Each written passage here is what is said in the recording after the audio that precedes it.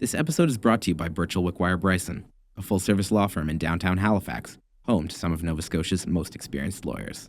We're taking this opportunity to bring attention to Nova Scotia's Land Titles Initiative. It's a provincially funded program aimed at addressing the province's historic failure to grant valid legal title to African Nova Scotian property owners. The lack of clear title granted to early black settlers in the communities of East Preston, North Preston, Cherrybrook, Sunnyvale, and Lincolnville has made it difficult to sell, transfer, or mortgage these properties, even when they've been in the same family for generations. With the initiative, the provincial government is aiming to provide support and funding to affected community members to help them gain clear title to their land. If you're a property owner in one of the affected African Nova Scotian communities and you have a question about land titles or any other legal issues, please call Birchall Wickwire Bryson at 902-423-6361.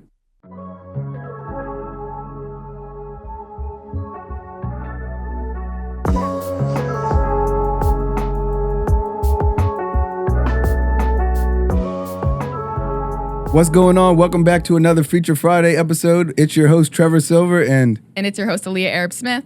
And we're here with Lindell Smith. Yep, same last name. Yeah. We family somewhere down the line. For sure. And before we get into the episode, you guys already know the gist. You just got to give a big shout out to Shift Key Labs for their ongoing collaboration and their support. So let's maybe even talk about that initially. So you're Smith from North Preston, and your Smith is from North Preston too. Okay, so definitely related. Yeah, that's cuz right there. Yeah.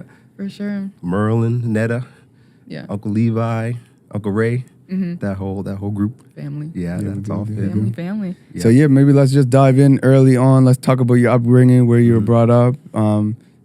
Let's hear your story. Yeah, just from the beginning. Yeah. So when I introduced myself, say Lindell Smith, grew up in North End Halifax, Goddison Street, Uniacke Squares, where I spent a lot of my time as a child. But I also acknowledge my roots to Preston Township. So I have the Smith side from up home, North Preston, and then also the Colley side from East Preston. So, I cover a good chunk of the township, and, I got to acknowledge my roots because that's also where I spent a lot of my childhood because, growing up in the church and my mom being in the choir, I spent a lot of weekdays up home when she was at choir practice, either at my grandparents or at my aunts or uncles or whoever would let me sit in the house so I didn't have to sit up in church in the back of the hall while choir practice was going on. So, I definitely, North Preston is definitely a part of my story. East Preston is also as well, but North Preston is where I spent a lot of my childhood as well. Do you find is it like one parent from East Preston, one parent from North Preston, or? Yeah, so the Colleys are predominantly East Preston. So my grandmother on my mom's side was a Colley. But my mom grew up in North Preston because that's where most of my aunts, uncles, and my mom were as kids. But my dad's from North Preston, so he grew up in North Preston his whole life. Most of my direct family ties are North Preston, East Preston is really because of the Colley side, which is you go East Preston, all kinds of Colleys out there, Colley Hill and all that. So then, do you remember or do you know what brought you guys into Uniacke?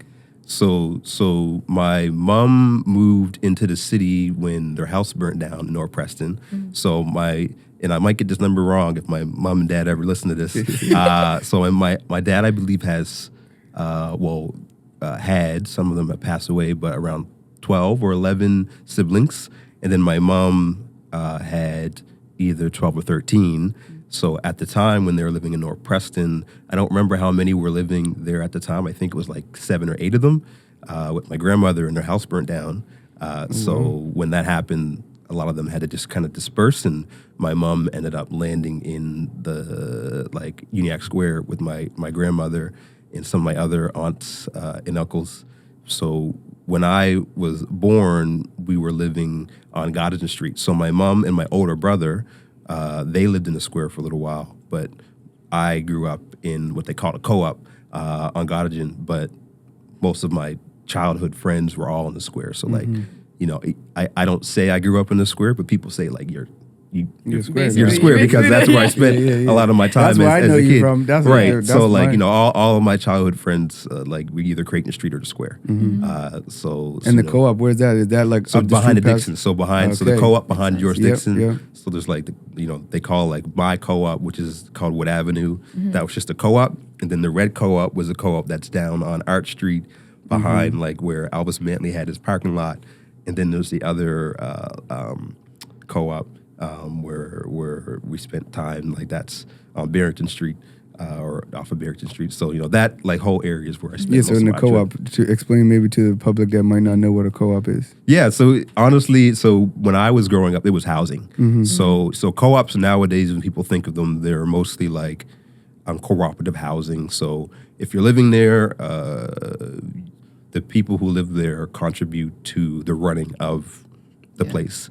So like you're on a board, and if there's things that need to get fixed, like you contribute as a cooperative. So back in the day, it was that. It's not that anymore, but when I was growing up, it was housing, just like the Square, Jelly Bean, or the pubs are housing. That's what it was. So I grew up in housing, but later on it turned to a co-op, and then it's just, regular housing now. Yeah. So, it's funny when I think back at it, because even though I grew up in a co-op, I spent a lot of my childhood like in housing. Like it was a different form of housing, but like we were, on the whole system of housing and going through the whole struggle part of that. Yeah, so it's like since we're on that subject, I still want to learn a little bit about your childhood, but Right. maybe talk about like you coming up in housing and then you running for Council. The Councillor yeah. Smith. I don't know. Yeah. I don't know. It's. I feel like it's such a long road to getting there. But like just the short version of it, it just to me, I just think of like my upbringing growing up, like on Gottingen and in the Square, and then my family in North Preston because I spent a lot of time up there with my family, and then to like be elected as a politician, it just seems like it's not real because it's not supposed to be possible the way that people look at politicians. Like you're not supposed to just be a regular person because even like the regular politicians are people who are connected, or they might have a family member that was in politics or whatnot. So something that kind of passed the torch to them. And Exactly. for you, it was like, how did you even? Yeah. Because I remember when you first started running, I'm like, bruh, how are we making it? You know what I mean? But then it's like when you got in, I'm just like, man, you paved the way to show like, hey, actually, regular people can do it. Yeah. People that you know can do it, Right. and whoever you are, you can do it.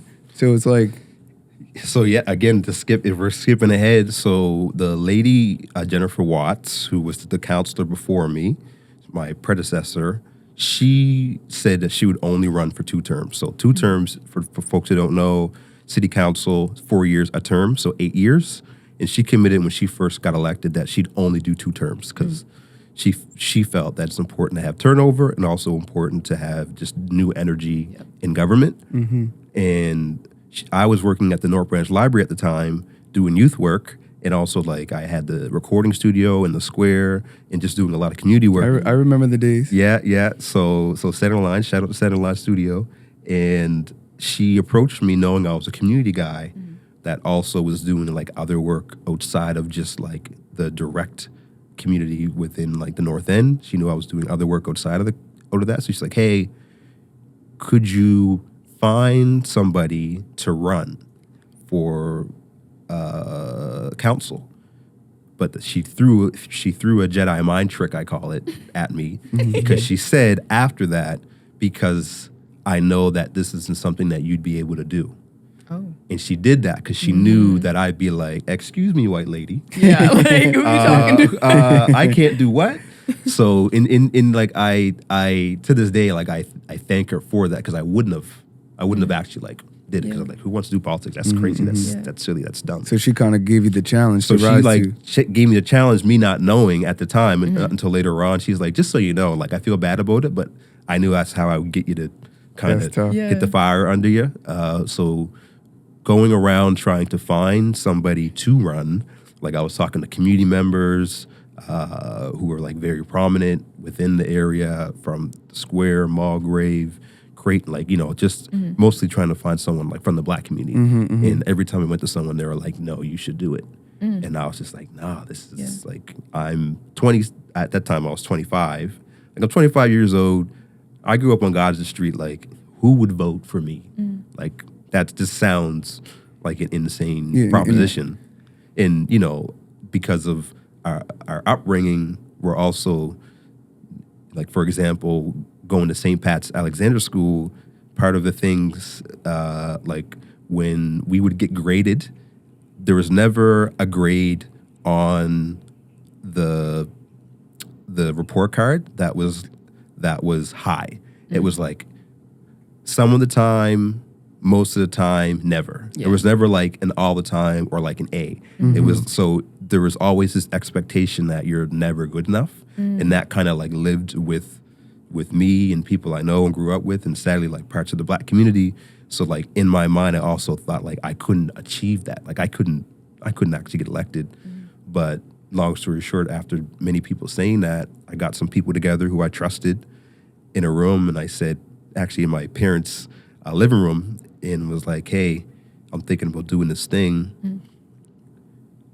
What do you think? And they're like, okay, what's the thing? And I said, running for council. And only one person in that room was like, don't do it. But everyone else was like, when do we start? Who said it? Who said it? Yeah, I'm just joking. Yeah, well, one of them was my mom, because she was really trying to protect her baby, because like in her mind, like a politician is just, you just open your door up to a lot of stuff, which we can get into, like some of the stuff that actually happened that she was afraid of. But at the end of the day, we did it, and 2 terms later. Yeah, that's dope. It's crazy because 2 terms, that would mean 8 years. 8 years. 7 years ago. Long term, a lot of gray hairs now.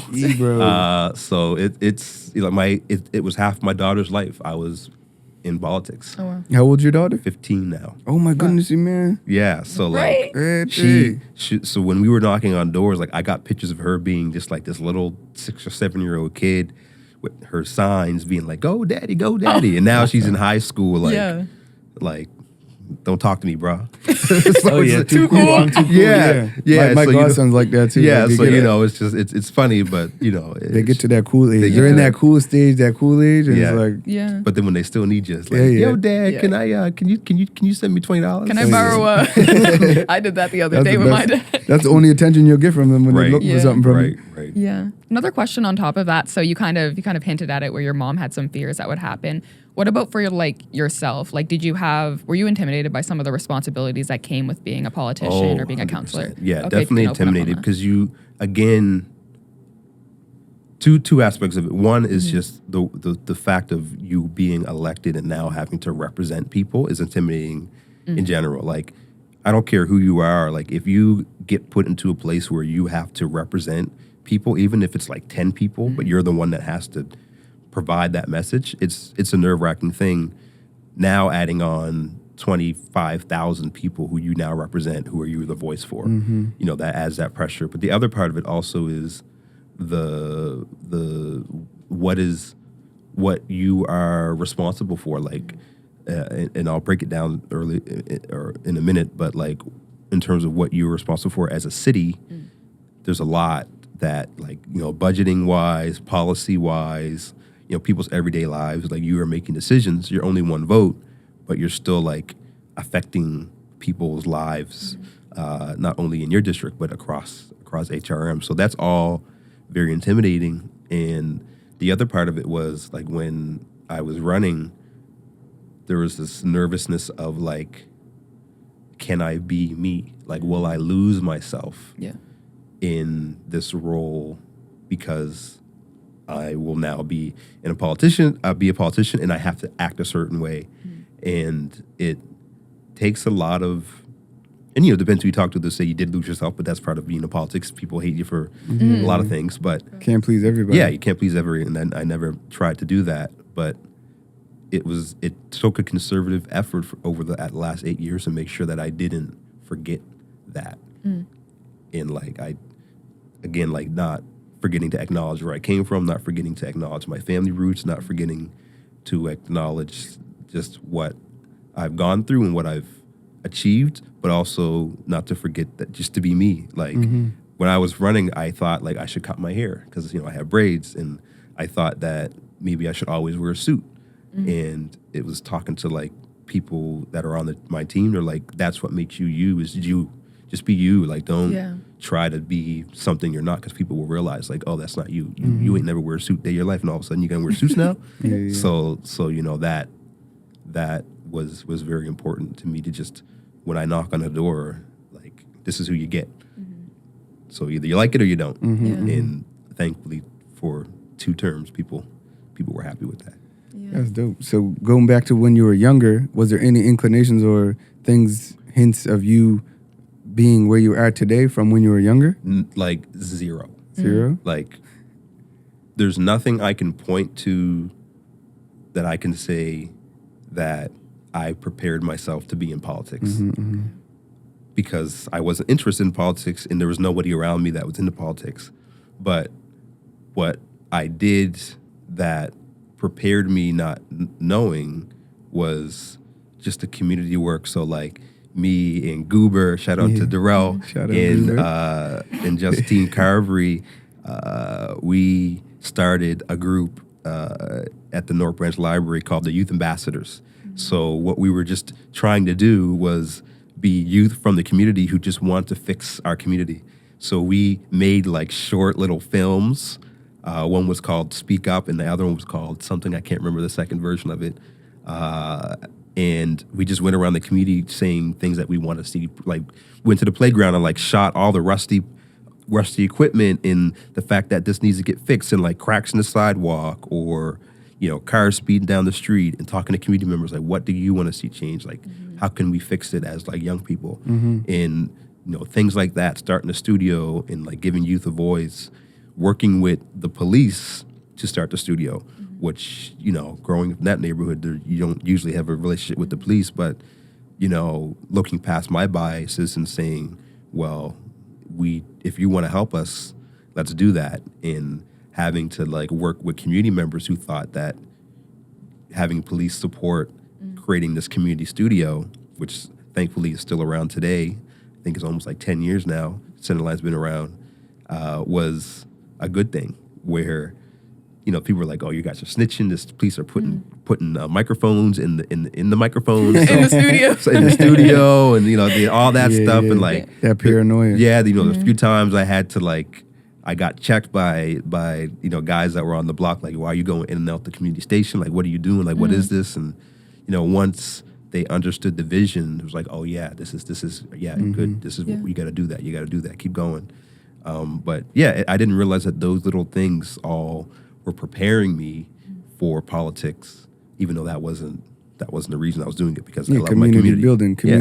Community advocacy, trying to make the place a better place. That's it. That's, even we organized a police and youth conference for the day, where we brought youth from the community, like from Dartmouth, mostly Jelly Bean, in the square, and a bunch of police, like at least like 20 police officers and like 20 youth in a room for a day. What the heck? And like, it was honestly, and we got videos of it, and I really wish I could go back and find it. Probably like Marcus James got it.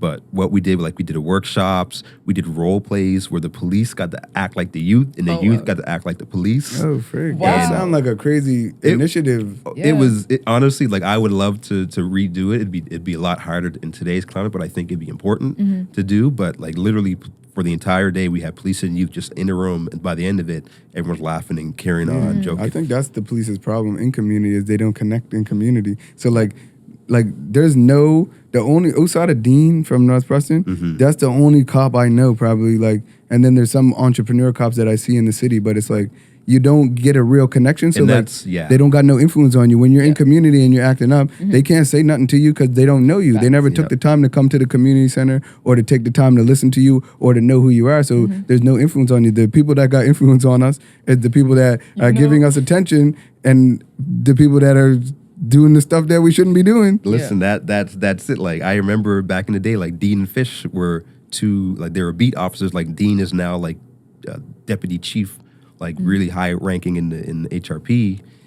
shout out to him for just, continuing to do this thing and still be community. Yeah. But like, yeah, you would see them and you know if you're doing something wrong, you're just like, oh, here comes Dean the Fish, and you just kind of like, not do your thing. But like, you're right. It's and I also, part of my role as councillor, I sit on the police commission. That's been part of what I wanted the police to work better on, is like that community aspect, but also like we need reform, because at the end of the day, you can't just put police in community and say, hey, go hang with the youth or go play basketball with them, because there's still a trust that's not there. So even if you were to make police officers do that, like if you're in a leadership role in the police and you say go hang with the youth, it's still not really going to solve the problem, because there's still work that's needed with those officers themselves to not go in there with biases and because then it is hard to trust the police, because then you do get cool with the police and then you're the snitching community, or you know what I mean, or the cop, you trust the cop mentors you, gives you advice, and then there you in trouble, there you you know what I mean, it is definitely a thin line, but I feel like at the bare minimum, at North Preston Day or community days, I feel like the police should have a presence, and they should be there shaking hands with the parents, connecting with the young people that they can connect with. I mean, you're in the public service, ain't they? Isn't that what the, you know what I mean? So like, connect with the public, and And there's been times like having those relationships where police officers would be like, we're about to go jump on these people. Can you tell them that, like, make it easy on us and maybe just come out or have a conversation with us so we don't have to go and, like, tear their door down? Because can you have that conversation with that community? And, like, having those relationships and that's me, but there's other people who've built relationships where they can be like, yo, I'm just thinking the name up, Joey, your door's about to get kicked out. Just come outside, make it easy, and let it happen. And, those type of relationships are needed, because the worst thing you can see, and there's all kinds of videos online of, like, especially in our community, where raids happen and you see a mom like screaming, police in the house, tearing things up. 100%. And, like, those are like traumatizing experiences, and like people go through that as kids, and there's a lot of people that go through it as kids, and that trauma lives with them forever. Like lives with them, even if they aren't a street person and they grow up and they work a normal job. It's like those things are on the back of their mind, of the things that they went through that they don't want their kids to go through. Right. And then it's just like the hatred towards police. It could be stemming from something that they experienced, like and there are times where, like, they gotta go in and, like, do some serious raids because people are doing some, like, serious illegal things. But like you said, like, you're a little kid, laptop. Why is the laptop broke? That's what I'm saying. But it's like they got the aggressiveness. They come in there with the aggressive, but they also have, like, for their side, it's like they may have to be aggressive in certain instances, but it's just like Not sometimes they just go overboard, and it's like those certain experiences that we might have to go through. I feel like what you just said about bringing the youth and the people together and, like, switching that I feel like that probably was a powerful thing. Those kids that experienced that probably had a different upbringing than a lot of people that didn't get to experience that. And that's all, like, again, being in my council role, like, and I spoke about this actually yesterday, because yesterday was my last police commission meeting, and in my, like, final remarks, I said one of the things that I had to do was get rid of my biases to help improve the system, because I have my frustration with the police, and I've shared that, and I've been very public about that, and, like, especially, like, during the whole, like, street checks issue, like, I was very vocal on, like, the issues that I had and what needs to change, but I also, like, had to understand that I need to see the other side of it, because I'm elected. So, like, as an advocate and as somebody who's, like, advocating from the outside, you can pick a side and only be that side, but as an elected person, you should be able to kind of see all angles of it. And, I had to take a breather sometime and be like, okay, let me understand from your perspective how this happens, how this works. And, that's, I think, something that I've taken away from once I'm done council is it just gave me the skills to be able to just understand different perspectives and take it critically, not just like, you tell me something, then I'm going to believe it right away. It's like, all right, let's break that down for a second. Like, let me just understand exactly what you're saying, where a lot of people are not able to do that because they just take things at face value because they're assuming you know what you're talking about, where I have to be a little bit more critical because I'm making that decision on what information you're giving me could be something that's going to change the city forever. So, I got to be critical in that sense. So in terms of like leadership, because I mean, you said 25,000 people that you kind of got to step up for. When you were younger, like let's dive back to the younger Lindell. And was there any leadership gotta skills take that his you glasses off. possessed, or like beyond that? Also, just tell us about like who you were growing up. Like what were you into? I don't.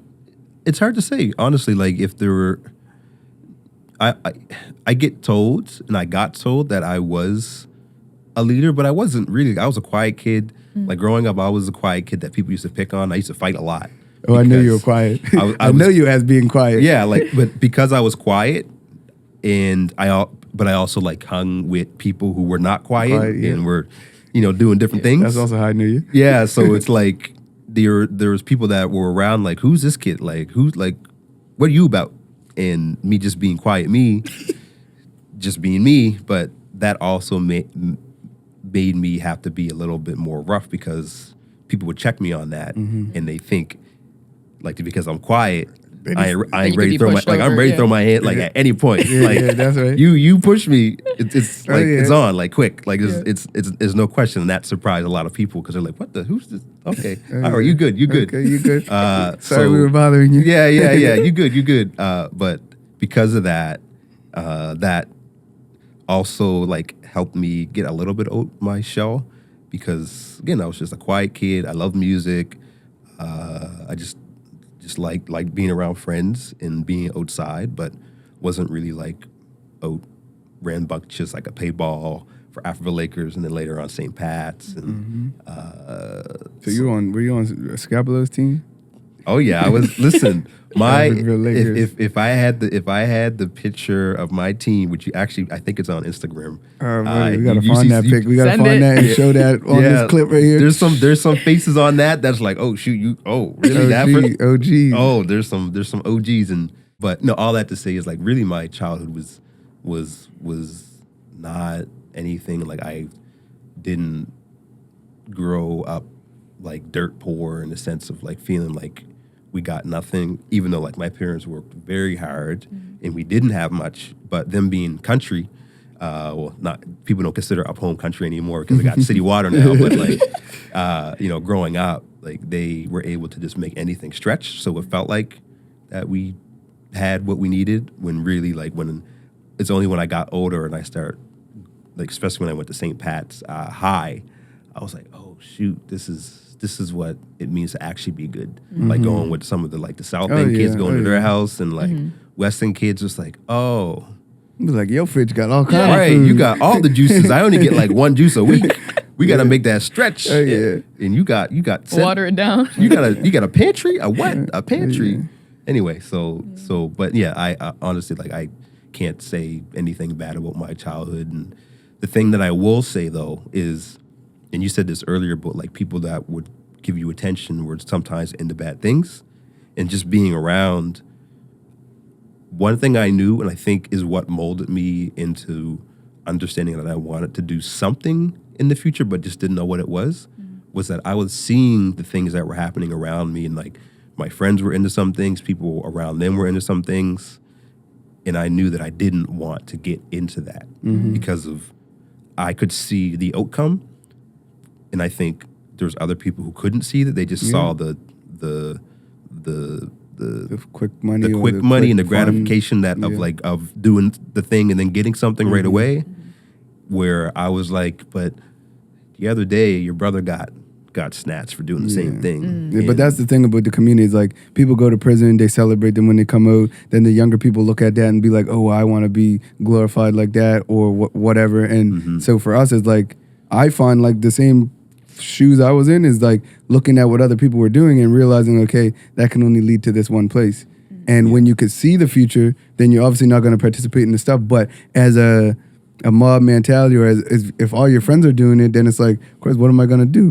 Like, and it looks good too, like the cars and the clothes and like just all the things, like being able to go to even like simple things like being able to go to corner store and just buy anything you want anytime. Or like you walk in and there'd be people in the corner store who are doing their thing and they just like, okay, guys, get whatever you want.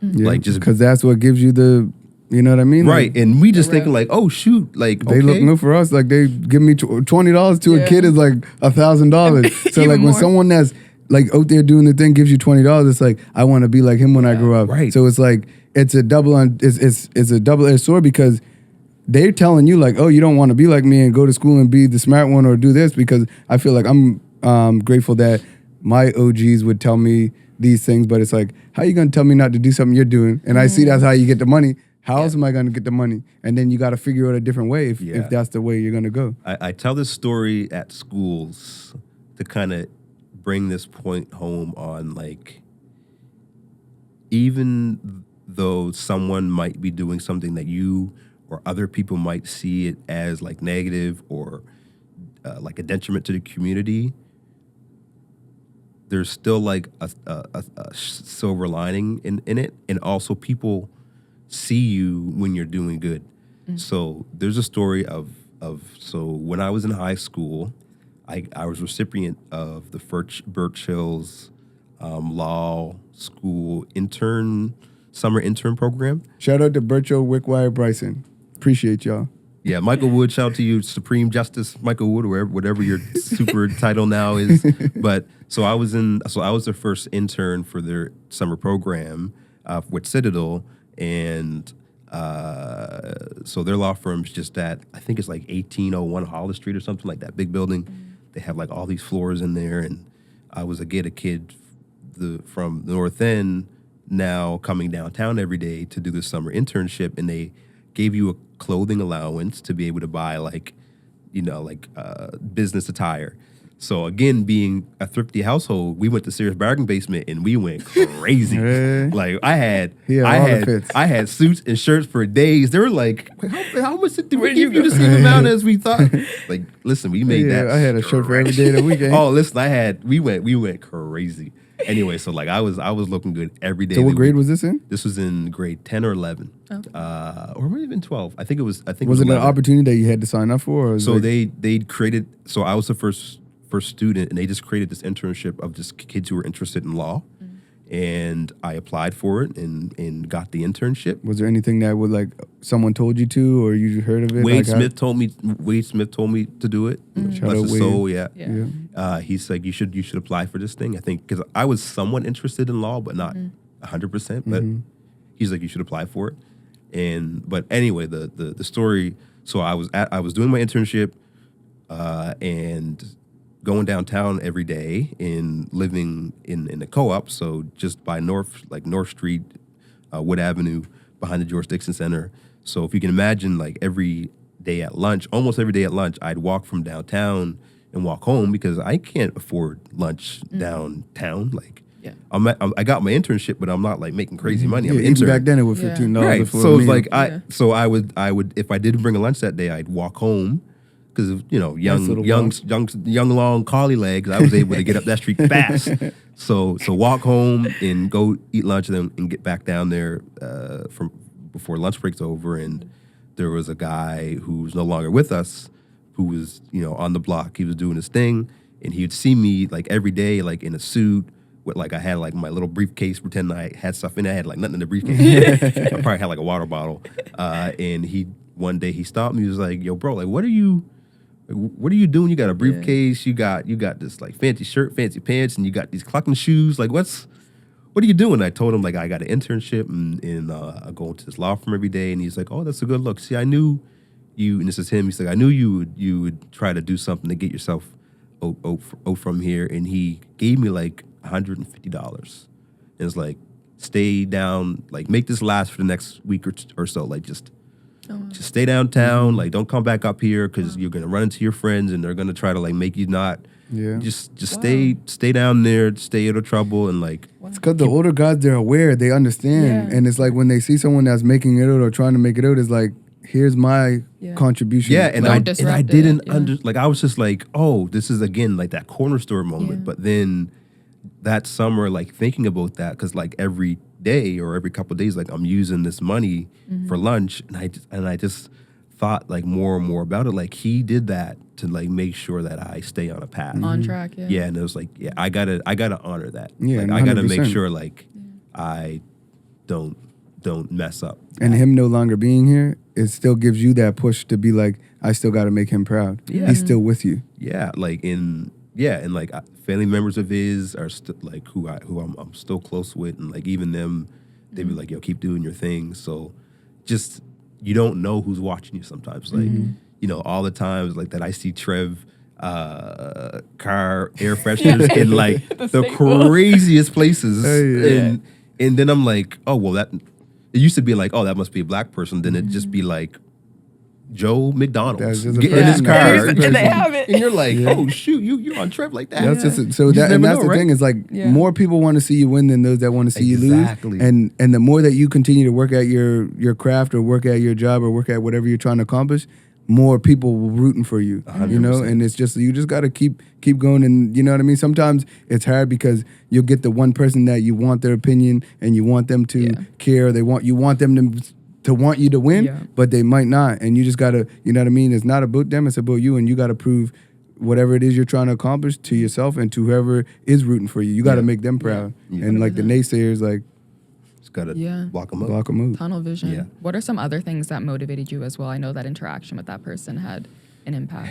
I had a very interesting like school experience. So I went to Joe Howe.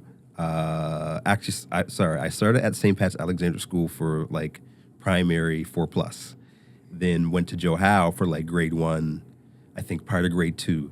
Then went to St. Joseph St. McKay for junior high or for elementary. Then went to St. Pat's Alexander School for junior high, and then I tried to get into Oxford. They didn't let me go, or they didn't accept me. They said the school was full. But then someone else from the community who happened to be white, and if I said their name, they'd laugh because we laughing with this still to this day. They got in. So like my parents went because they wanted me to go to Oxford, and they're like, sorry, we're full. Yeah, because isn't that where all Goober and them guys all went And to then this Oxford? other family from same neighborhood, same place, who happened to be a white family, they went, and they were like, oh yeah, you can go in the class. So I ended up going to St. Pat's. But, you know, I kind of like, that was over, like, why didn't you let me go to Oxford school? But anyway, it didn't matter because St. Pat's, so I loved it. Then went to St. Pat's High and then Citadel. So, like, me just kind of bouncing back and also being in different communities, like, even though growing up on Gottingen and, like, the square, but then going to St. Joseph and McKay, like, I started hanging with a lot of park kids and getting to understand that part of the city. And later on, what motivated me just in that sense of just seeing all that, like, there's so much that's being missed for kids like me in the sense of, you know, like opportunities with recreation, with like housing opportunities, with just opportunities in general. Like if, you know, arts, I just saw there were so many gaps that were just not being addressed in the neighborhood. And then when I was thinking about like what I'm going to run on and what I care about, I really just kind of thought about those things, like growing up, like what, as a kid, what do I wish I had, but also as an adult now, what are the other issues that need to be addressed? And it was pretty easy to get motivated when I really started thinking about the things that I want to see changed. So I'm not that familiar with politics, but what are some of the big changes from your experience, because you've been experienced for 7+ years, like what are some of the big things that you can like make a difference in community if you were to run for council? So maybe this could be advice for the next person coming up or whatnot. So first off, like don't know when this is going to be released, but if it's released before the election, make sure you go out and vote. Make sure you register to vote. Like make sure you take part in that. Whatever, if you don't make it to the municipal election, like there's going to be provincial election, there's going to be a federal election, like just make sure that you're using your right to vote, because it's important for our society, and the more of us that vote, the more that we'll see representation of our communities, and that's like in general. But for municipal, so just for folks who might not be aware of like even how it works, so there's 3 levels. Your federal government, which is like Justin Trudeau, who's the prime minister now, and the three major parties, Liberal, Conservative, and NDP. Those are at the federal level, and they deal with like big, like, you know, our defense and like huge federal Canadian-wide issues. Then there's the provincial level, which is, you know, Nova Scotia, with the premier, and they're dealing with like hospitals, schools. They're dealing with like highways. They're dealing with, I said schools, but like your education. But then there's the municipal level, which I am. So I'm a councillor who worked with the mayor. There's two worlds of impact you can have when you're in politics. There's the stuff that people see every day, which people mostly care about the stuff they see every day. And then there's like the legacy stuff. So what's the stuff they see every day? So stuff they see every day. So like getting a new playground, adding speed humps around schools so people slow down, advocating for like like for example, Hope Blooms to have their own building. Like those are all things. Changes that folks can see in real time. Exactly. And like I really like my focus coming into it was like I want to focus on policy because I want it to be things that last. But when you're in politics, and what I learned is that people want to see things. Yeah. Like you're not doing anything until they can see it. That's fine. Yeah. So like there's things that I can say a bunch of things that you can see that I've done that I advocated for. But like my thing was like focusing on the legacy piece. Yeah. So the legacy piece is like policy. Yeah. So when I got elected, one of the biggest things I wanted to do was make sure that the city didn't just look at things by like what's cheapest and what's fastest, because that's really because government's already so slow. Most times they look at like, okay, what's gonna make it cheap and how like what's gonna get it done the fastest. Where I was like, let's look at the social impact. Like how can we do things cost efficiently and get them done time efficient, but also like person efficient in the sense of like, why can't we use a social enterprise to do the engagement? Like, why can't we use a nonprofit? Why can't we have an indigenous caterer for these events? Why does it only be like what's like a Scanway or those big corporate catering? Like, why can't we try to have more focus on just impacting more people than just like what's gonna do it the fastest and cheapest? And so like I asked us to create a social policy framework which encompassed looking at things more with a social lens, but also like procurement, for example. So like when we're looking for services, being able to ask social enterprises, being able to like ask smaller businesses through a scoring system, like what is your local impact? Like, do you have folks from the African Nova Scotian community? Do you have Indigenous folks? Like, do you donate to community organ? Like adding that to the criteria so that, sure, maybe this big company can do it cheaper, but Trev, who's a local company, smaller, and we might spend a little bit more to get those T-shirts, but he's in the community, he's donating, you can see the impact that he's doing. So actually, we're going to pay a little bit more for Trev shirts, but it's going to have more of an impact. So like the city thinking that way, in which we did do, but also the other part was also adding like a living wage to our procurement, where the biggest thing that was happening is we had people, especially like custodians, who were working in city buildings who were getting paid less than minimum wage.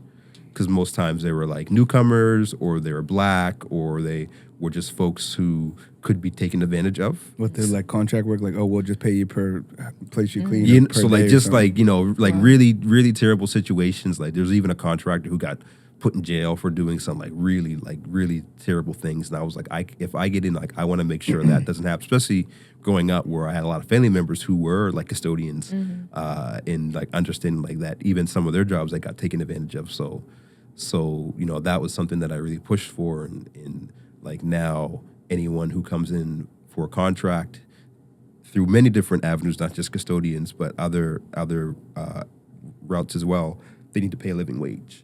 And those are things that will last forever, like hopefully outlive me. So that was kind of I wanted to do the things that you can see, but also like really just those long-term policy pieces that hopefully affect people's lives for the better. Yeah, and for like decades to come, not just while you're here, not just today. Right. Because I think what allowed me to think that way is that I knew that I wasn't trying to be a politician forever. Yeah. And even in my second term, which was I got elected in the pandemic, which we could have a whole nother podcast of just like going through an election during the pandemic and even how that affected my politician time frame. But even like knowing that I would do 2 terms, I still wasn't doing things to get reelected. I was doing things because I cared about it and I thought they were right. And if you supported me, great. If you didn't, that's fine as well. Then the voters will Isn't tell like me. with politics, don't you have to like, if you're trying to get elected again or you're trying to get elected in general, don't you have to like appease to like the majority? If that's how you wanna like for me, I've never done that, and I think that's why you'll hear both sides of like how people feel about me. Like you'll have people who really hate me who think I'm the worst, and that's just not just people who don't know me. That's even like community members. But then you'll have other community members who are like, he looked out for me. He did this. He did that, which is for me the best place to be because you're not just on one side of the conversation because it's about like having the balance. Like, yeah, you might be upset that I didn't agree with the thing that you wanted because your thing didn't make sense. So like, I can't support that. Yeah. And I'll tell you why and I'll articulate it, but if you're mad at me for that reason, then that's fine because we're supposed to be able to disagree. That's democracy. So, but there's other people who operate by just like whatever my residents say I'm going to advocate for, which, there are times where they're just wrong. Like something that they want to see happen just doesn't make sense or doesn't it's make not sense feasible for a long time or whatnot. So I've never been that way. I kind of just, as I said earlier, like looked at things critically and what makes sense, taking my residents, taking the evidence, taking the professionals, and just trying to make an informed decision that way. But yeah, if you're someone who's focusing on a re-election, a lot of times, and this is what happens with politics, because people want to hold on to power, they get stuck on just trying to appease the public in kind of forgetting about the other side of it, which I didn't do and didn't try to do, and it worked out for me. My view on the politics is like everybody's playing a game, and it's like a game. Like they're playing a game. Like I'm playing the politics. I'm doing this. I'm giving this person this, and then I'm taking this from this person, and I'm playing with this. And it is like, and there's been times where I had to play politics. Like it's only been like a handful of times, but there's been times where I like, because of certain issues, like I had to say, you know what, I don't really agree with the residents here, but I think I have to, because like this is important to these people and I need to like have them on my side because they're so rooted in an opinion or a belief. Yeah, like I need them to support me in this other thing that I'm doing in that area, and they're give and take. And like that was an annoying part because like again, like you making those silly compromises. Again, it was only a handful of times because but there's times where you kind of got to think like it's not just about me, it's about the other aspect of it. And really quickly, just kind of go back to something you said earlier about challenges, because I know we're getting close to time.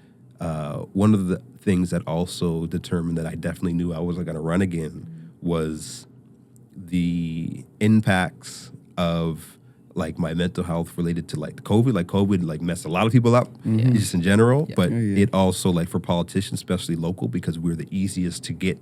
Oh, bro, the abuse that you guys go through is just like, that's the thing. Like, crazy. I'm like, bro, I don't know anyone that's advocates that's like, oh, Trudeau's the man. And I'm just like, okay, is it from like the length that, because you guys voted him in, if I'm not correct. Like, someone had to vote him in. So, like, where are you guys all at? Like, I'm looking for you because I never talked to someone that supported him ever, because I never heard no one say they support him. So like, where you guys at? Like, what's going on? It's a crazy world because we could go on. I won't even go that far. All I can say is like it's you get all that. So there's what the public sees, but then also like personal. Like I did work nationally within politics because of a national board that I sat on, and I was like, I had a leadership role in one of the committees of that national board, but I also it's called Federation of Canadian Municipalities, FCM, and they advocate for municipalities across Canada. So because of that, I also would work with elected officials across Canada and hear their stories. And I chaired a committee that was anti-racism and equity, where we talked about the harassment, and I got to hear those stories. And for me,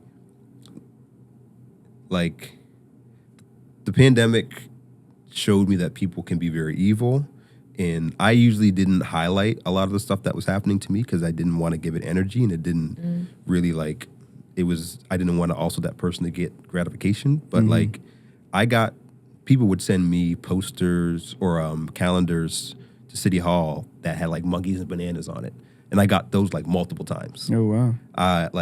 I had someone send me like a mini noose before, like it was like this, like a little handheld, small like rope noose. Does that stuff discourage you or give you more fire to fight? No, that just like it just gives me more fire. But I also love it when I get these emails from people who, like, I got a slew of emails from this one guy who would just say, all I do is care about black people, and I don't care about white people, and most of my constituents are white, so you need to do more for the white people, and you don't do anything for them. And I would love, I love those emails because I would just be like, all right, well, when would you like to meet? Yeah. I can make my calendar available for you. Let's go have a coffee on me, and let's talk about your issues. And obviously they wouldn't ever write back. Yeah. But like those things you just can't let get to you, because if you do, it discourages you to try to, be a public figure. Like, and that's just some of the things. Like, there's many other ones. Like, I remember my first snowstorm. Snow is also like a thing that you see differently once you get elected. But like, tell us about it. Oh, first snowstorm, this guy called, and so my first 2 years of being elected, I would answer the phone any point, anytime. Like, I would answer it no matter what, because I thought that's what you did. Yeah. It's like, burnout. You learned later. Yeah, I learned like that's not what you do. But what really it was my first snowstorm, and I answered the phone. It was like 2:00 in the morning. This guy called, and he was just complaining, and he was like talking about snow and how the plow don't go down the street and all these things. So I'm just listening and taking information. But then he goes, and the other thing about black people, and I was like, oh shoot, this is about to get deep. And he was like, yeah, these black people, it's so annoying because they're so lazy. Like, why don't they just go out and start shoveling, and like, why don't they just go shovel the streets and like get paid for it, or like they ain't working anyway, so just like crazy things. Ignorance of the people is crazy. Oh, and like it was such a crazy transition because he was just like talking about snow, and he's like, and about black people. Like, wait a minute, Did he know you was on the other end of the phone? So what was funny was like, and I said to him after he was like, because I was like, I don't want to listen to this. I want to keep a mental note of this. And then I asked him like, how did you find my number? He's like, oh, I just looked up in the phone book or looked it up. I forget how he said he didn't do it online. So I said, you got a computer? He said, yeah. I said, well, go on your computer, go. This is right in 2:00 in the morning. Yeah, like go to computer, go, because I want you to send me an email. I forget how I think it was like I said something like that. So he went to his computer and I said, yeah, look me up so you can find my email. And he found my page. He was like, oh, is this you? Yeah. It's like, that's me, the lazy black guy. And he's just like, okay, and he just hung up. Oh wow. But also like funny moments, like there was one time I answered my phone call. It was like 2 or 3 o'clock in the morning, and I missed the phone call because it was obviously late and I'm sleeping. And I saw the phone, so I called the number back. Again, me thinking that this is what you're supposed to do. I called the number back, and it happened to be a urban gas station, and they're like, urban gas. I'm like, did you just call me? It's like, I don't think so, but there's this drunk person here who needed a drive, and they found your card in their wallet, and they just called you to see if you pick them up and take them home. Oh wow! So it's like, yeah, my boy doing the Lord's work. So it's like, and that that would happen, but just like, it's just things like that which kind of make light of your role, but then there's other things like that conversation with that guy, and like getting those calendars, and getting emailed pictures of nooses, and just like pictures of like all those things are things that you could discourage you and could like really corrupt you and not want to make you go, but it made me want to continue and to work harder. But also like family too. Like my little guy is 17, 18 months now. Yeah, you got a son? Yeah, got a son, and my daughter's 15. Was he LJ? No, little Tyrus. Okay. Tyrus Kamari. Shout out to Jataya as well. Jeez, I'm not going to forget Jataya Ties. That's right. Represent, plug her in. Yeah. So but what's it? also family too. Like, you gotta think about your family, and I don't want him to be like, Dad, half my life you've been a politician. Yeah. So anyway, so it's just all those factors kind of led to me not wanting to run again. But at the same time, like, I have no regrets, and luckily, knock on wood, just some wood here. No scandals during my 8 years, which I can be proud of too, because there was people who were waiting.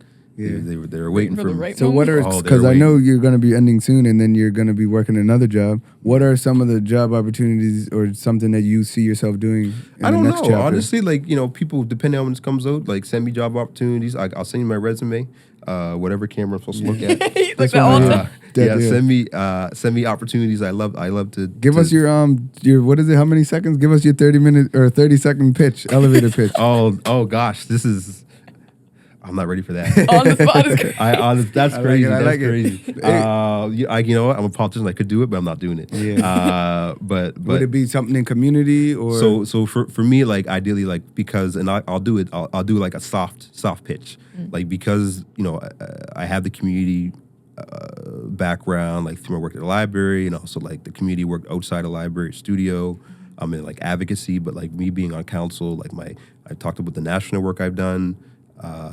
But also, like, the policy work that I've done, and just, like, leadership roles, like being chair of police commission, being chair of multiple, which was, that was a tough gig, especially during street checks and during the riot that happened downtown Spring Garden Road. I was a chair, so, like, two major issues. So it works well under pressure. Yeah, so, like, pressure is I can function under it for sure, but. For me, it's like I want to be in a leadership role because I've been able to be in a leadership role as, like, an elected official, but I'd like to be in a leadership role, like, for an organization or for a group or a business, but also, like, policy-wise, like, kind of just analyzing policy and reviewing and trying to make it more centered on people is something I'm also very interested in. But I don't know, like, it's...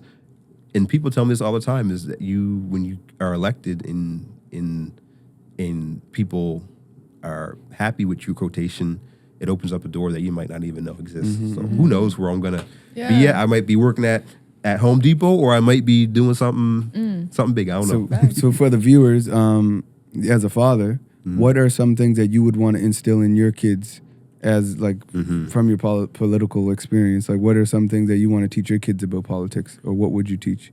So I'll use my daughter for example, because she's been around, and I've kind of tried to instill this into, like, one of the things is through politics is you can be an individual, because it's very easy to kind of how I talked about, like, allowing people to manipulate how you do things and how you vote and how you speak and how you advocate.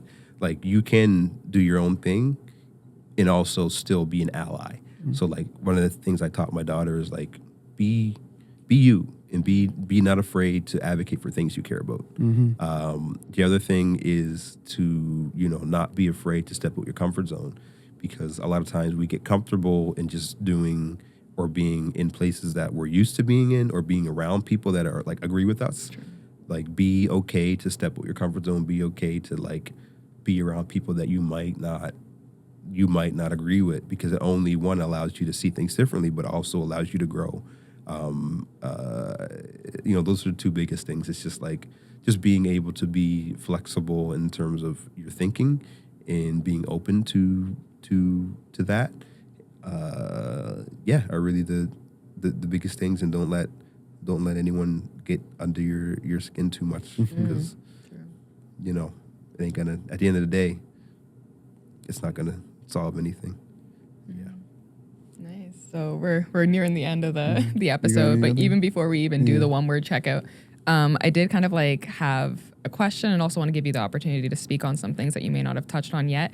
But you had mentioned the studio, the nonprofit Right. that you have, you're currently, and it's still going on. Just speaking more to like the inspiration behind that. Do you have a background in art, music? Like what's? So growing up, like I made beats, and my Okay. family, again, like talking about the whole Preston, like that, like my family's a music family, and so I've always been interested in music. Always been interested in technology.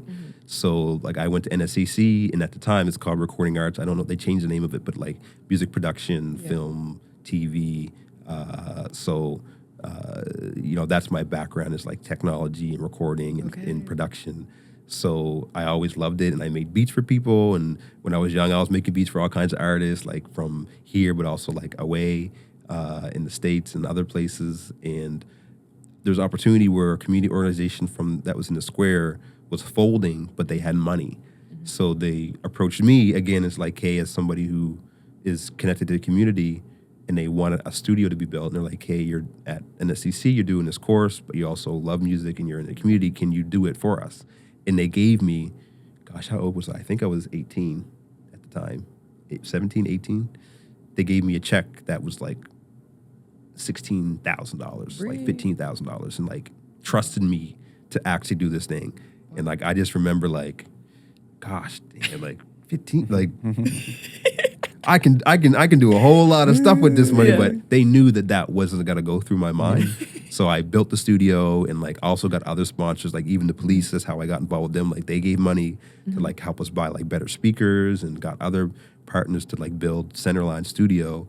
And then later on, Sobetz Benjamin, who ended up being the one who took it over when I got elected, and Al Jones, who helped with getting it started as well.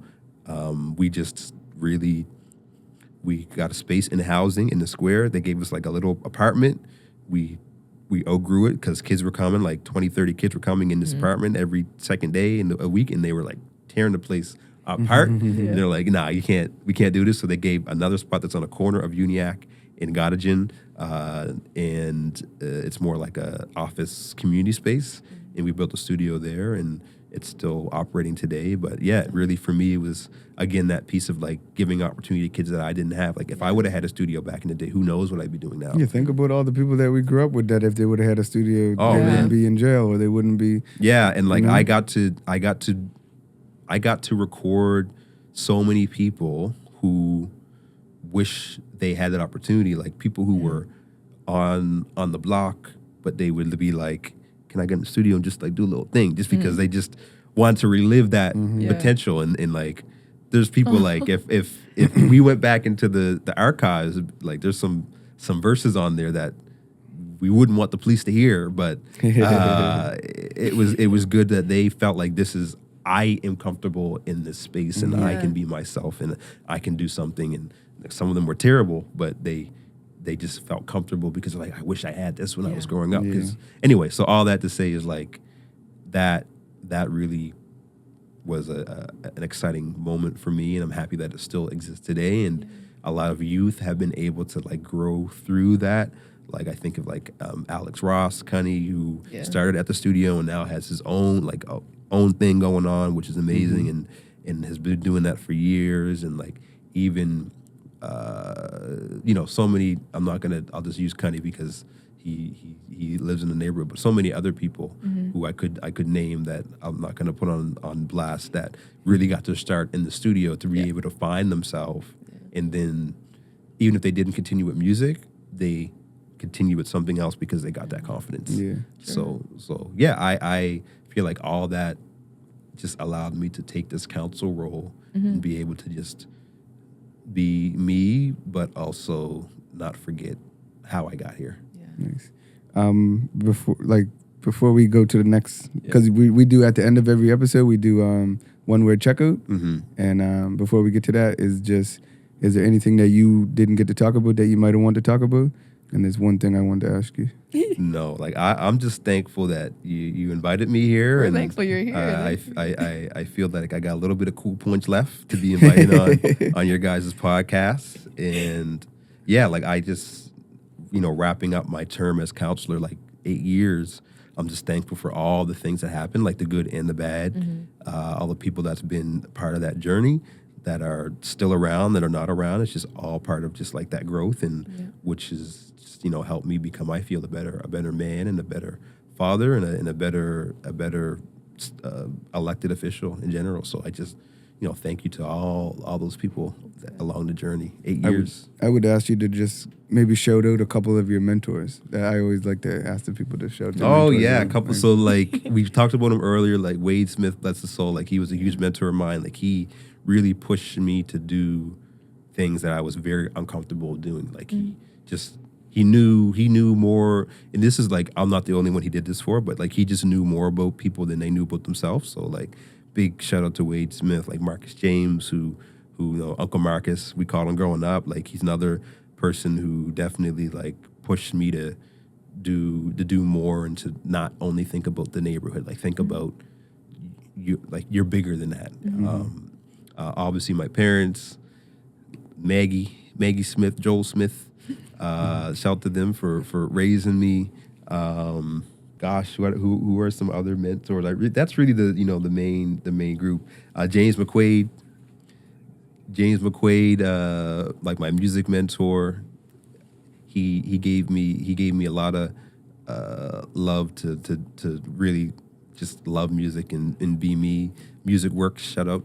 But yeah, that's just kind of the main crew. So I was gonna. And my daughter. Oh, my bad. I would like you about yours. Like, and my daughter, gotta shut up my daughter. Legacy to you. Like, what does legacy mean? Because I know you were talking about legacy earlier on. Just legacy to me is almost just like kind of like concrete in the sense of I'll forever be set in the history of the city for better or worse. So like I can think of my legacy in terms of like as a councillor, the things that I've done that I feel are gonna last for a long time. But I like just a personal legacy. I just feel like that no matter what I do from here on in, I'm going to be remembered for this period of time of like that I was elected. And like there's even, because I spent a lot of time in schools, there's even like this generation of kids who have grown up and are growing up who are gonna call me councillor forever because they just think it's funny, and that's just gonna be what they see me as. And like obviously I don't want that to be who I am forever, but I think it's also just speaks that like they probably never in their life are gonna be able to say that they were close to somebody who was elected and like was a friend in a sense. So I just feel like legacy everlasting of just being, I stayed true to me. Yeah. And I think this is just the start of your legacy. So you're gonna continue on. God you're a young willing, man. hopefully, you're a young man. That's the hope, is just continue to build the stones, and then one day, when we're gone, there are people talking about us for what we've done, and then it could be that one little thing, but just that enough to be a memory, I think is important. Yeah. Definitely.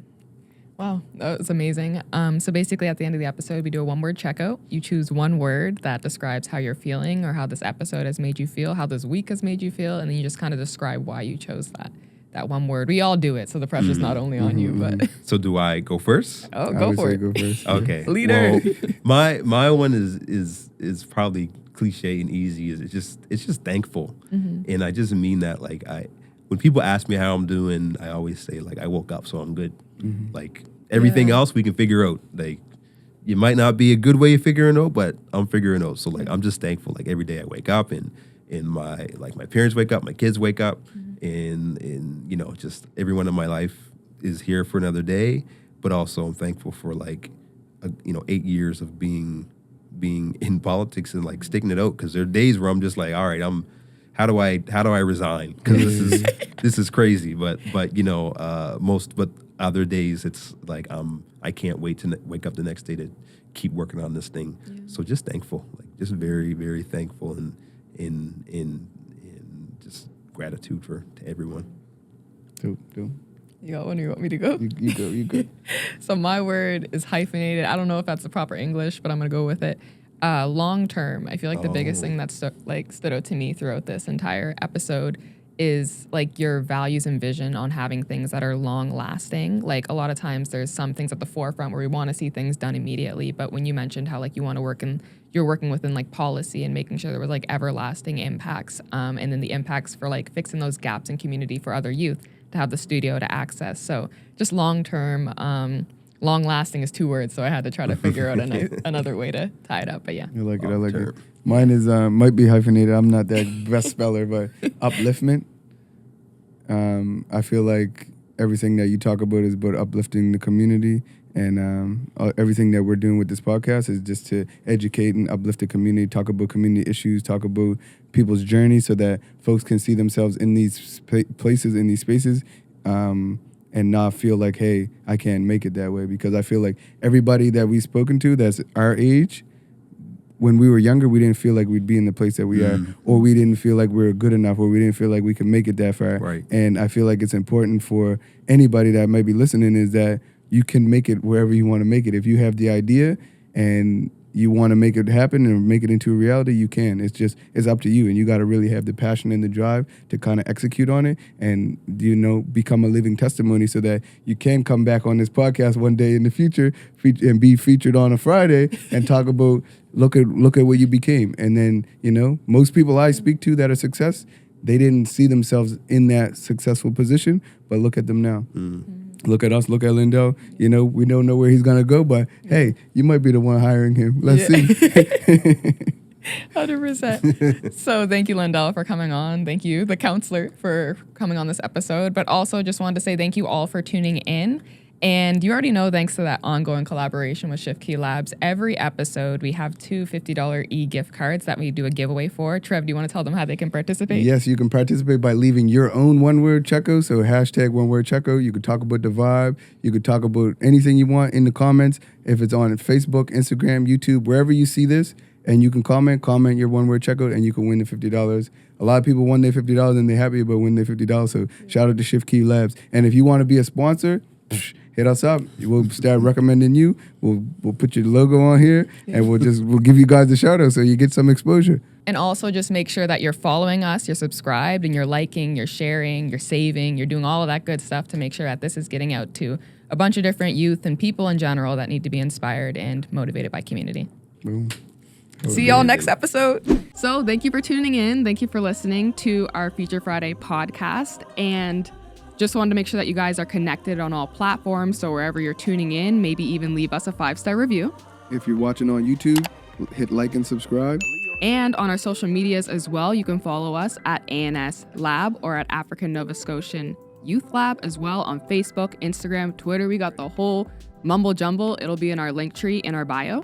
Don't forget to enter our contest that we have in each episode. And the way to enter that contest will be sprinkled throughout our episodes, so make sure that you're listening and paying attention. Each episode may be different, but comment below wherever you are. And if you don't use social media and you're one of those people, you can even reach out to us by email at anslab@onenorthend.com. The details are in the episode description. And last but not least, we want to make sure that we get you guys connected to our resource, our network of resources, the Grapevine newsletter. So to get subscribed, you can check the link in our bio and subscribe yourself. But if you're not that tech savvy, you can also email us at anslab@onenorthend.com and we can get you hooked up. We'll see you on the next episode. See you next month.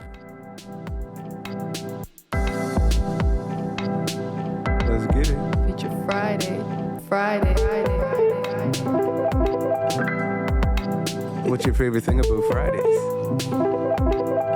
That's a good question. The features.